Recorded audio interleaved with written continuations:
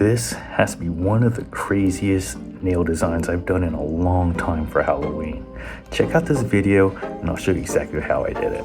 First, start off with prepping the tip by filing around the free edge and the cuticle area, and then take your buffer and remove the shine off the tip. Gelish had sent me their latest fall collection, Living Your Life, a great variety of colors, and I'm going to use them to create a Halloween design. Start off by applying 2 coats of Moonlit Moments, curing each coat for 30 seconds. Then apply night after night. Here, don't be too careful, you're just getting a sketch or an outline, and then you're gonna blend it. So just make this quick and kind of get everything even, and this will help you with your proportions later. Make sure you cure this underpainting, as if you make any mistakes further down the road, you can wipe them off and you'll still have this sketch or guideline to help you.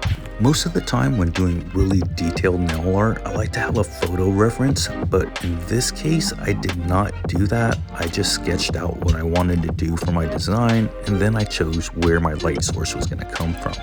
However, when choosing a photo reference, I do find it highly important that you choose something with a very distinct light source, and I think that's something that we overlook a lot of the time when doing detailed nail art. For this nail design, I chose my light source to come from the right, casting a shadow to everything on the left. For this nail design, I only used 2 brushes, a mini gel striper and a gel blending brush, which you'll see I use to blend these gels to get that soft fade. Now, when doing this, I really want my bristles to be clean and dry. Here I'm adding my finishing touches and getting ready to apply my final highlight, which I'm using the Gelish Artform White for this. And this is where things will really pop out, is right in this final highlight stage. I'm going to apply matte top coat, and the only reason why is to protect the layer of paint here.